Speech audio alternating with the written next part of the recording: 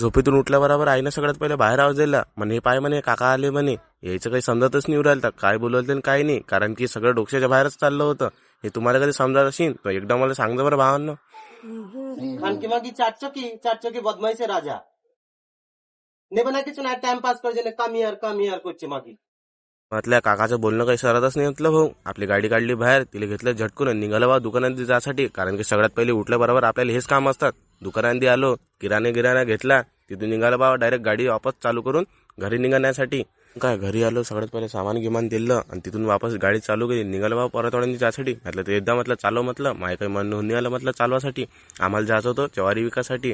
सगळ्यात पहिले आलो बा दुकानांदी, या काकाला तशी देऊन दिली बा ज्वारी इकली. काकापासून घेतली 50ची नोट. निघालो डायरेक्ट आम्ही चहा प्यासाठी. आणि तुम्हाला वाटत असेल की मी पैशाने पेतो चहा, असं नसते, कारण की तेदा 5 वाजता चहा. म्हटलं ठीक आहे म्हटलं. मग काय आलो बा सगळ्यात पहिले डेपोवर, तिथं लावली आपली गाडी आणि निघालो आम्ही 2 जण चहा प्यासाठी. काय सगळ्यात पहिले आलो बा इथं प्रवेश घेतला, बसलो बा राजासारखी. 2 चाय बोलावले, ते दाणे घेतले आणि मी घेतले चहा. तिथून पैसे दिले, निघालो बाबा डायरेक्ट वापस घरच्या रस्त्यानं.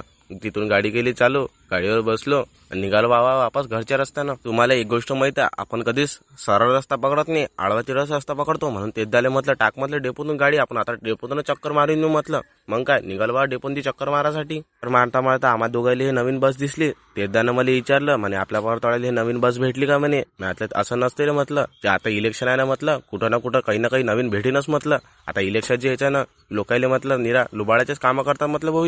येता आम्हाला अजून टाइम झालता, रस्त्यांनी हा मशीन अजून टाइम करून टाकला. म्हटलं हटणार म्हटलं बाबा, ते कसं असते किती वाजवलं तरी ते हटणारच नाही. सगळ्यात पहिले आलो बाबा घरी, तिथं लावली गाडी आणि आलो बाबा मी घरांदी.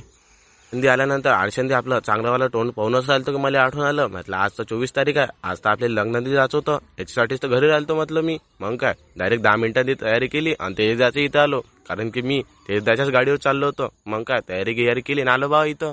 आल्यानंतर तेजदानं मग हाती डायरेक्ट वॉलेटच थांबून दिलं. म्हटलं कोणं दिलेलं म्हटलं भाऊ, म्हणे पर्सनल गोष्ट आहे म्हणे, लेकरायला सांगत नाही लागत म्हणे. म्हटलं ठीक आहे. माहिती तयारी किती वेळची झालती, तरी भाऊची तयारी काही होऊनच नाही आलती. अर्ध्या घंट्यापासून निरा तयारीच करू आलता. तो पैकी तयारी वगैरे केली, लागलं बाबा रोडानं. आम्हाला पहिलेच टाइम झालता. तुम्हाला वाटत असेल की आम्ही 2 जण पैदल चाललो, कारण की आम्हाला फक्त गॅस घडूनपर्यंतच पैदल जात होतं. तिथून आम्हाला स्पेशल 2 जणांना गाडी घ्यायला येऊ राहिली का. आम्ही 2 जण लागलो बाबा रोडानं. भावांनो, याच्या पार्ट 2 मध्ये इतकी मजा येणार आहे की तुम्हाला काय सांगू. म्हणून पार्ट 2 पूर्णच पाहून घे जा. तर तिथपर्यंत पार्ट 2 ची वाट पहा.